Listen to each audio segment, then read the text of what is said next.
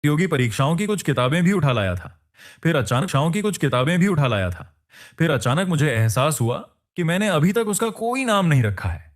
कुछ देर सोचने के बाद मैंने फैसला किया कि चूंकि हम 7वीं मंजिल पर रहते हैं, इसलिए उसका निकनेम होगा चीची, चीकी, सात सात। मैं चाहता था कि यह नाम हमें हमेशा हमारे 7वीं मंजिल वाले छोटे से घर की याद दिलाए। रात भर में इकट्ठा किए गए सामान को देखकर मैं काफी संतुष्ट था। मेरे हिसाब से यह राशन मुझे और चीची को लंबे समय तक चल सकता था, लेकिन प्रलय की दुनिया में कुछ भी निश्चित नहीं था। इसलिए मैंने तय किया कि कुछ समय तक घर के अंदर रहकर हालात का निरीक्षण किया जाए। अगर सब सुरक्षित रहा तभी बाहर निकलूंगा। एक दिन मैं लिविंग रूम में गया और वहां पड़ी लगभग आधे मीटर लंबी स्टील की एक बड़ी तलवार उठा ली। मुझे समझ नहीं आया कि इस घर का मालिक आखिर क्या करता था जो उसके पास इतनी लंबी और धारदार तलवार थी। मैंने कभी तलवारबाजी नहीं सीखी थी, लेकिन जॉम्बी शरीर की असाधारण ताकत के कारण मैं उसे आसानी से घुमा सकता था। मार्शल आर्ट फिल्मों और उपन्यासों में देखे हुए दांव पेंच याद करके मैं लिविंग रूम में अभ्यास करने लगा। मुझे पूरा विश्वास था कि वर्तमान ताकत के साथ मैं साधारण निम्न स्तरीय जोम्बियों को आसानी से मार सकता हूं। उधर युन रुओशवे भी खाली नहीं बैठी थी। आराम करने के बाद उसने अपनी नई शक्तियों का अभ्यास शुरू कर दिया। उसने मानसिक शक्ति केंद्रित की और बेडसाइड टेबल पर रखी एक सिलाई की सुई को नियंत्रित करने की कोशिश की। हालांकि उसकी क्षमता अभी बहुत कमजोर थी और सुई बेहद धीमी गति से चल रही थी, लेकिन वह वास्तव में हवा में तैर रही थी। इससे युन रुओशवे बेहद उत्साहित हो गई। इस तरह समय बीत भी और एक नन्ही बच्ची अपनी अपनी तरह से काफी व्यस्त रहे। उस दिन मैंने चीची को दूध पिलाया ही था कि बाहर कुछ असामान्य आवाजें सुनाई दी। मैं बालकनी की खिड़की तक गया और नीचे सड़क की ओर देखा। वहां दो जोम्बी आपस में लड़ रहे थे। अजीब बात यह थी कि आसपास कोई शिकार या भोजन नहीं था। वे किसी इंसान को लेकर नहीं, बल्कि सीधे एक दूसरे को मारने पर तुले हुए थे। यह दृश्य मेरी जोम्बियों के बारे में समझ से बिल्कुल अलग था। 7वीं मंजिल से साफ दिखाई नहीं दे रहा था, इसलिए मैं तुरंत चौथी मंजिल पर उतर गया। अब दृश्य साफ था। पहला जोम्बी लगभग 2 मीटर लंबा था। उसका शरीर बेहद विशाल और ताकतवर था। दूसरा जोम्बी दुबला पतला था, लेकिन उसकी उंगलियों के नाखून खंजर जैसे तेज थे। पहला स्पष्ट रूप से टैंक प्रकार का जोम्बी था। दूसरा फुर्तीला, एजाइल जोम्बी। टैंक जोम्बी की रक्षा और ताकत बहुत अधिक थी, जबकि फुर्तीले जोम्बी की गति और हमला शक्ति घातक थी। दोनों के बीच भयंकर युद्ध छिड़ गया। काफी देर तक संघर्ष चलता रहा। आखिरकार टैंक जोम्बी ने अपनी भारी ताकत के दम पर एजाइल जोम्बी को दूर फेंक दिया।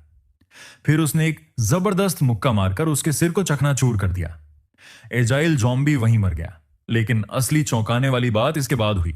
टैंक जोम्बी ने मृत जोम्बी के सिर के अंदर हाथ डाला और वहां से एक सफेद रंग का चमकता हुआ क्रिस्टल निकाला। यही वह वस्तु थी जिसे युन रुओशवे गोल्डन कोर कहती थी। मैं यह सब देखकर स्तब्ध रह गया। दोनों जोम्बियों की ताकत मुझसे कई गुना अधिक थी।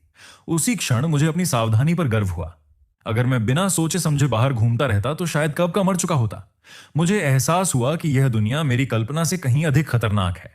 थोड़ी सी शक्ति मिल जाने पर घमंड करना यहां मौत को निमंत्रण देने जैसा था।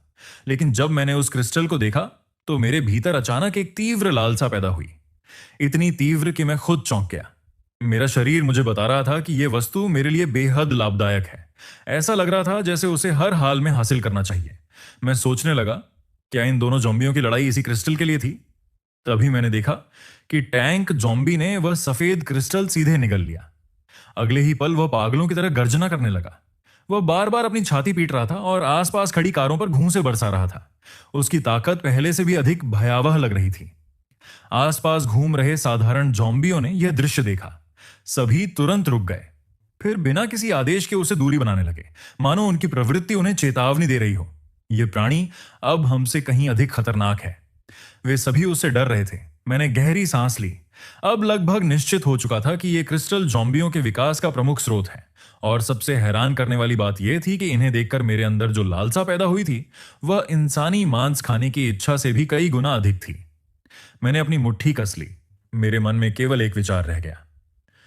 अगर मैं भी ऐसा क्रिस्टल हासिल कर लूं, तो शायद मेरी ज़ॉम्बी नियंत्रण की शक्ति और भी मजबूत हो जाएगी।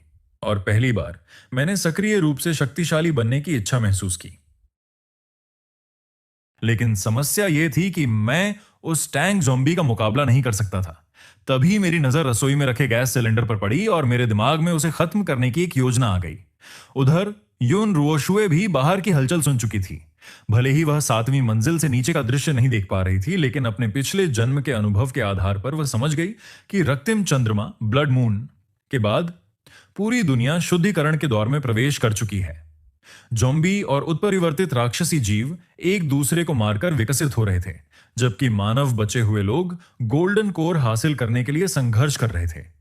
बाद में इंसानों ने साधना की विधियां भी विकसित कर ली थीं, और यून रुओशुए, जो अपने पिछले जन्म में मानव जाति की सर्वोच्च सम्राज्ञी थी, सबसे शक्तिशाली ल्यूली ब्रीदिंग आर्ट का अभ्यास करती थी।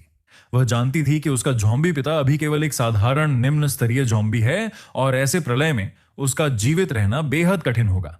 इसलिए उसे जल्दी से जल्दी मजबूत बनना था ताकि वह अपने पिता और खुद दोनों की रक्षा कर सके।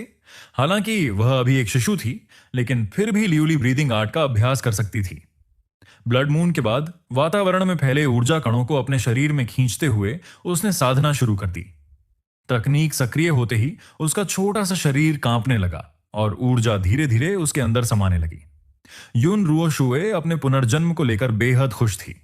इस बार उसे प्रलय के शुरुआती दौर से ही सर्वोच्च साधना विधि का लाभ मिल रहा था। ऊर्जा कणों की बाढ़ उसके शरीर में समा रही थी, जिससे उसकी हड्डियां मजबूत हो रही थीं और उसकी मानसिक शक्ति भी तेजी से बढ़ रही थी। जब मैं नीचे से वापस बेडरूम में आया तो देखा कि उसका शरीर कांप रहा है। मुझे लगा कि उसे ठंड लग गई है या वह बीमार हो रही है, इसलिए मैं तुरंत एक कंबल लाकर उसे ढकने लगा। यून रुओशुए मेरी हरकत से जाग गई। मुझे चिंतित देखकर उसके चेहरे पर हल्की मुस्कान आ गई। उसी क्षण उसने पहली बार अपने जॉम्बी पिता के प्यार और स्नेह की गर्माहट महसूस की। पिछले जन्म में वह अनाथालय में पली बड़ी थी और इंसानी रिश्तों की बेरुखी झेल चुकी थी। यह पहली बार था जब उसे पिता का प्यार महसूस हो रहा था। जब मैंने देखा कि छोटी किकी बिल्कुल ठीक है, तब मेरा ध्यान फिर उस टैंक जॉम्बी की ओर गया। वह एक चलता फिरता टाइम बम था और उसे जल्द से जल्द खत्म करना जरूरी था। शाम होते ही मैंने अपने नियंत्रण में मौजूद नंबर 1 जॉम्बी पपेट को टैंक जॉम्बी को उकसाने के लिए भेजा। उसने एक फूलदान उठाकर टैंक जॉम्बी के सिर पर दे मारा और तुरंत भाग निकला।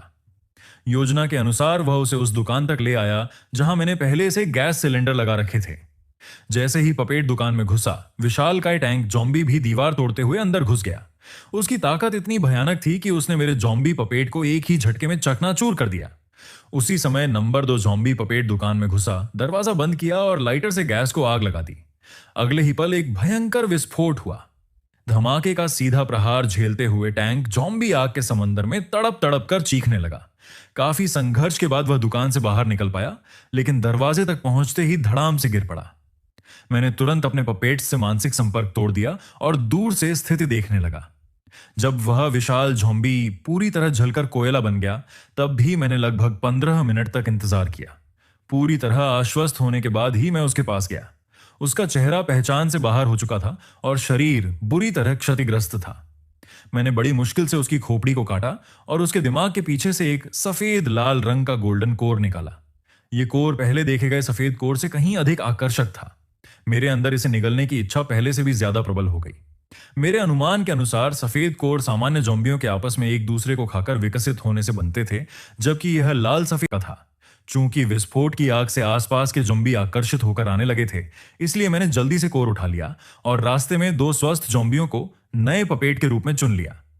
अपार्टमेंट लौटने के बाद मैंने अपने ज़ॉम्बी पपेट्स को नीचे पहरा देने के लिए तैनात कर दिया। फिर मैं अपने कमरे में आया और आखिरकार उस गोल्डन कोर को निगल गया। कोर की शक्ति मेरे शरीर को बदलने लगी। मेरी त्वचा पहले से ज्यादा इंसानों जैसी दिखने लगी। सिर्फ रूप ही नहीं, बल्कि मेरी ताकत, फुर्ती और शारीरिक क्षमता भी बढ़ गई। कुछ देर की चक्कराहट के बाद मेरा दिमाग पहले से कहीं ज्यादा स्पष्ट हो गया। मेरी 5 इंद्रियां तीक्ष्ण हो गईं और ज़ॉम्बियों को नियंत्रित करना भी बहुत आसान हो गया। अब मैं एक साथ 5 ज़ॉम्बियों को नियंत्रित कर सकता था। इतना ही नहीं, मुझे एक नई क्षमता भी मिली, साझा दृष्टि, शेयर्ड विजन। पहले मैं केवल अपनी नजरों के दायरे में मौजूद ज़ॉम्बियों को नियंत्रित कर सकता था, लेकिन अब मैं